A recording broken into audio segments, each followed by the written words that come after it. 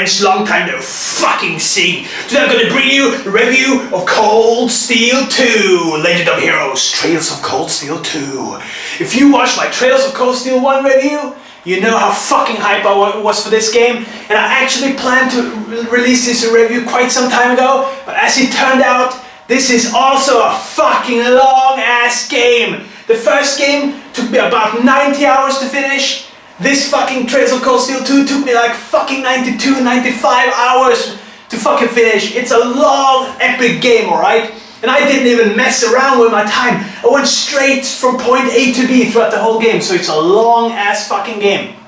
So if you watched my review of the first game, you know that I was hyped as shit about this sequel. I've been waiting for a long time, and luckily Exceed fucking brought us this shit less than a year from the first release. So I was stoked to jump into this, but I was also skeptical. When I played the first game, it was a lot of ups and downs for me, but at the end of the tunnel, the story managed to pull me in so fucking hard by the end with the cliffhanger and everything.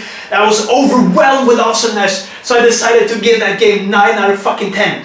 So when I popped in this game, I was like, holy shit, which way is this game gonna go? Is this gonna be a boring ass fucking life sim, fucking social quest bullshit that will lead me into a snooze fest with no fucking glorious JRPG days? Or will it turn out to be a fucking huge ass surprise that fucking blows me away, that makes me even more anticipated for the third game? Because it will be a trilogy, my friends, and as you may know, the Legend of Heroes series has been going on for a long time, and we haven't gotten Trails in the Sky 1 and 2 until recently, and the third game is coming 2017. So I don't know when Trails of Cold Steel 3 will come, maybe in 2018-19. It's gonna be a long ass wait to get the finish of this trilogy. But let me say this game has not disappointed me. It has some ups and downs, we're gonna get to that. But overall, I gotta just say straight out from the beginning here, I was fucking engrossed in the whole fucking game from start to finish this time as well. There were some dips, there were some ups and downs like I just said, but oh man, I'm gonna get to good shit later, alright? So let's just start with saying that the game starts off straight from where the first game ended.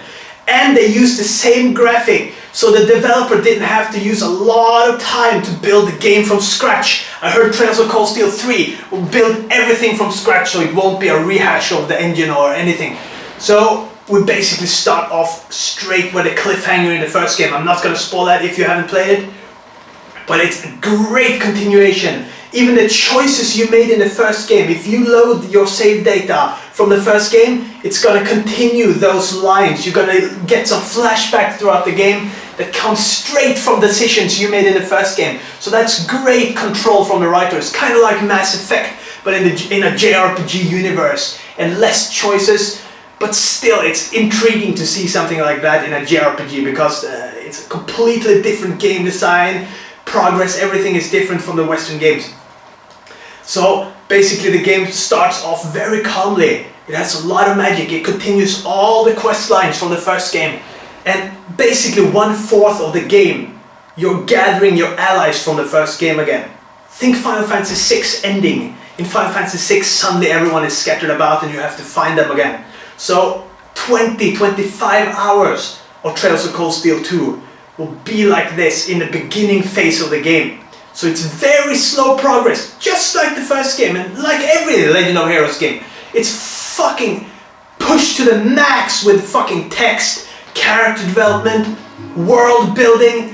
Everything is so fucking detailed. Every NPC in the game has something to say that gives something to the world in some aspect. That's the best way I can describe it, my friends. It just goes from beginning to end. They never slack off on the information giving from the NPCs. And a great thing about this game, when you reach like 1/4 of the game opens up and the game becomes fucking open. Can you imagine that? After the first game, it's extremely linear.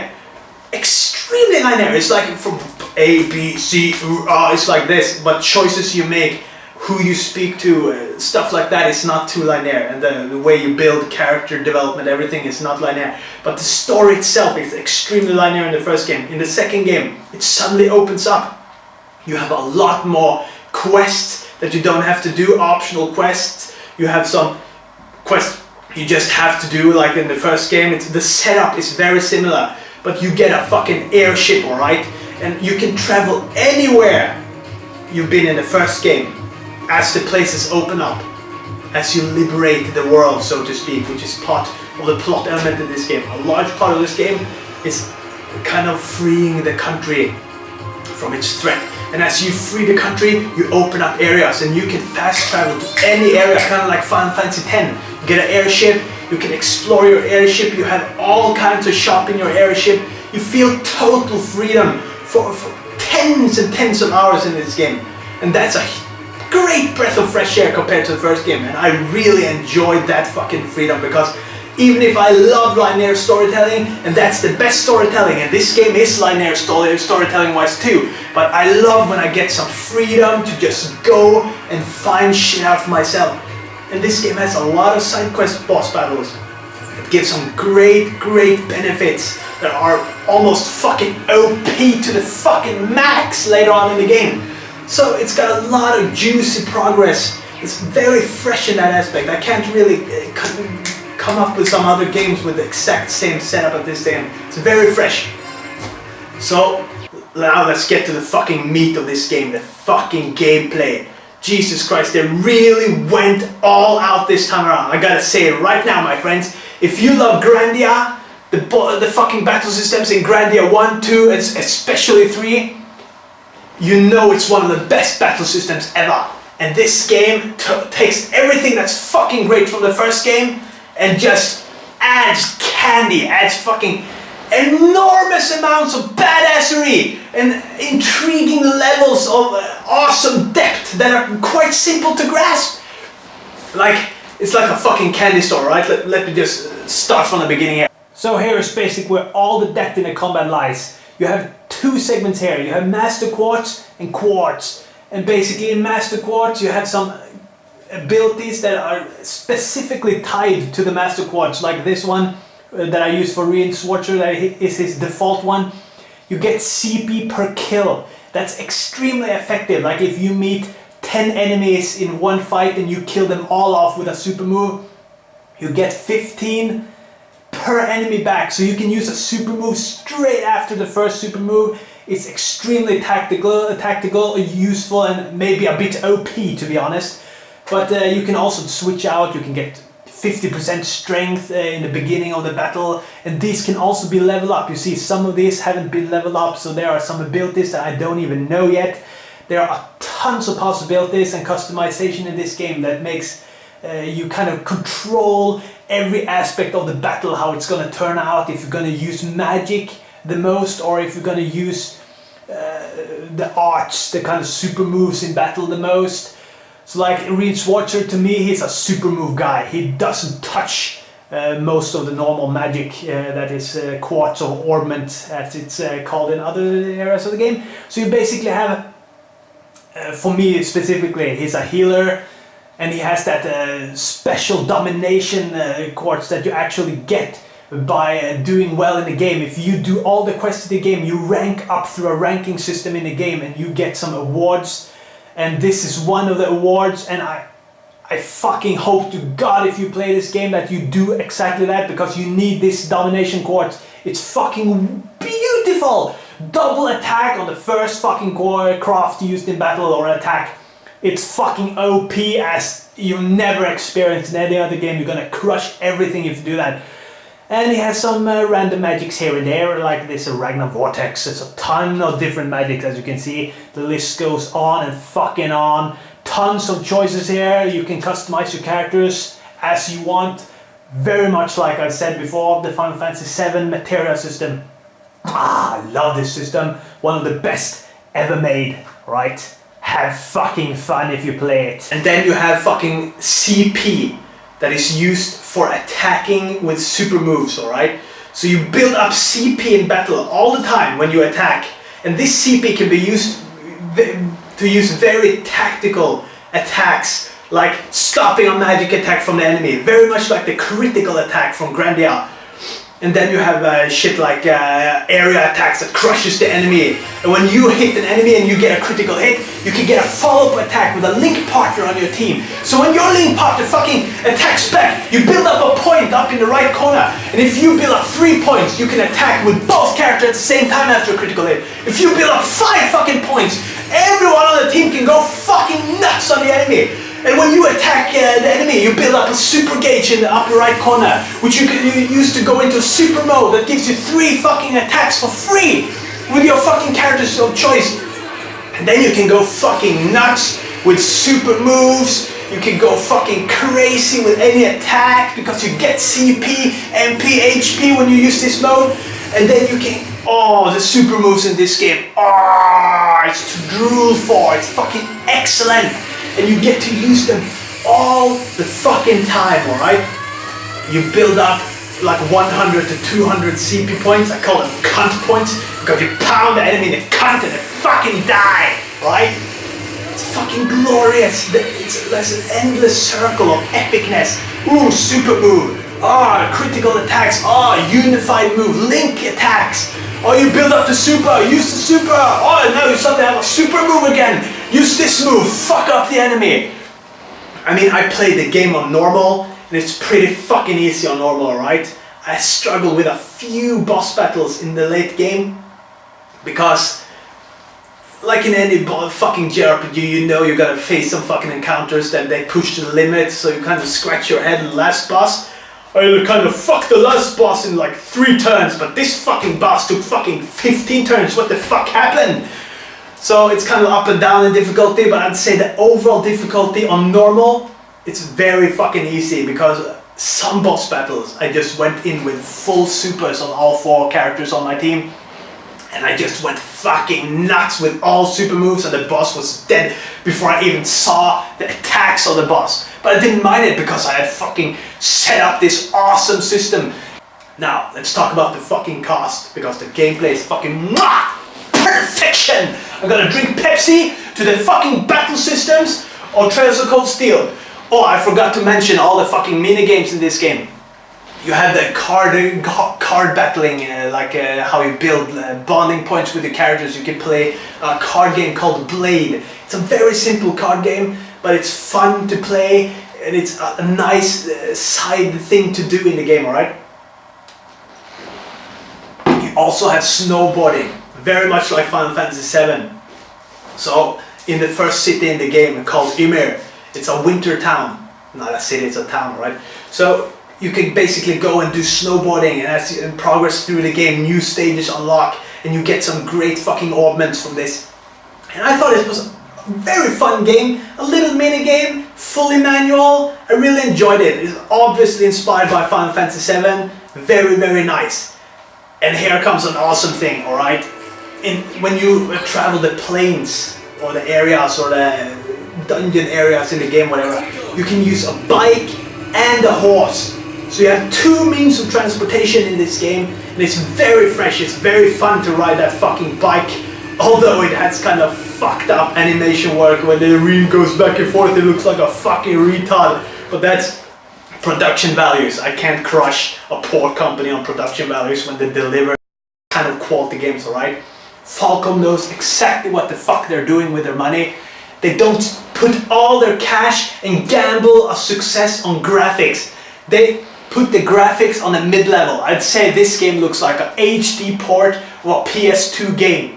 I don't mind it at all, because they deliver on every front, and all the emotions they want to convey throughout the story is perfectly executed, although it's a bit stiff if you're very, very critical, if you compare it to modern gaming, like Uncharted, The Last of Us, all these super AAA games that put everything into graphic. Final Fantasy 15 is a good example too. It looks fucking spectacular, but I don't trust how good it will be until I've played it. Like with every game, but still, you can't put graphic on your highest list. I'm just saying, don't mind the lack of graphic in this game. It's still fucking superbly executed. You get used to it very easily. So, very diverse gameplay in this game. I fucking love it. Now, let's talk about the cast. The cast of characters. I found myself using the female cast more than in any game I've ever played before. I mean, you have a lot of female characters in this game, and you have some male characters in this game. I ended up using the female characters without even thinking about it. When I play a JRPG or a Western RPG or whatever, I tend to want to use the male cast. I like testosterone. I like to be like that, right? But in this game, I find the female characters to be the best characters. They're the best developed. One of the female characters, actually two of the female characters, are two of the strongest on the fucking team. One is Laura, one is Sarah. I fucking had them on my team all the fucking time. And all the female characters are very diverse in their personas. But the male cast is a bit dull. I mean, they're a bit laid back. You have one very upstanding character called Jusis. He's very noble of himself. He's a noble in the game. That's part of his development. And then you have Machias. He's a guy with the glasses, with a gun. He's very he's like a nerd, the nerd of the team, right? The game has a lot of cliches, but they deal with the cliches in very good ways. I mean, they take a cliched character and they develop so much information and so many situations with them that you kind of forget that they're cliche, because the writing is so damn good. Like the main character, Reed Schwarzer. He's very generic in the first game, and then he develops more and more. There's more and more mystery to him, and in this game you really get the full development of the character. His entire existence comes into focus, and he turns out to be a fucking leader, and you start to like him more and more as a really controlling individual, but he's also modest and humble, unlike me. I'm a fucking asshole, alright? I'm a fucking dickhead. Reed Schwarzer, really nice guy, alright? I like nice guys. I don't mind a fucking asshole now and then. I prefer some fucking dickheads on my team, but this game doesn't have it. To be honest, the cast in this game is not down my alley by default. But they're so well executed, and it's so many epic, great fucking moments in the story again. I gotta go back to the story again, my friends, because I can't spoil shit, but the momentum's the way they build up and build up until the climax, and then they just smack you in the face with all the emotions they can come up with. And you just believe in everything that happens, although a part of your brain goes, what the fuck? This is some insane shit you didn't see coming. Does it fit? Yeah, it fucking does. I don't know why. It just fucking does. It's fucking out of this world crazy fucking shit that you may call typical JRPG shenanigans, alright? But I thought it was epic and surprising, and it punched my balls, and I was like, oh yeah, I like it, I like it. So, the story, I almost have nothing bad to say about the story. Now, let's get to some negative points. They reuse a shitload of assets in this game. The entire first games area, I mean, that's a pretty big continent called Erebonia.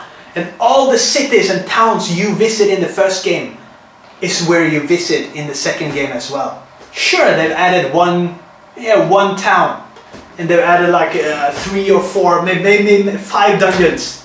And the rest of the game, like 80% of the game, you're gonna go to the same areas as the first fucking game. So they reuse a lot of fucking assets. And most of the super moves, most of the magic, everything is reused from the first game. So in many ways, both games were made like one fucking massive 180-hour game. So if you feel that's cheap, I don't blame you. It's a bit cheap. Like in my SHREDVIEW 2 review, I said they reused assets and it was cheap as fuck because it didn't feel planned. But here it feels planned, so I'm not gonna bust their balls too much on that, because I got just enough new areas and content to feel pleased. And if the third game introduces entire new areas, I have nothing to say on it, alright? But that's still a bit negative, because when you pay full price for a new game, you expect to kind of get a new game, you know? I want everything new! I used fucking $120 on this, I expect new. But all the dialogue, story, everything. Of course, it's new, and it's thousands of pages of dialogue and cutscenes and everything. Excellently executed. The music, JDK fucking Falcon Band Jedikative. Oh, I love their music. It's superb music in this game, just like in the first game. It's not up to Falcom's East series. I mean, if you go to East 1 to fucking 6, that's the pinnacle of their music work, if you ask me.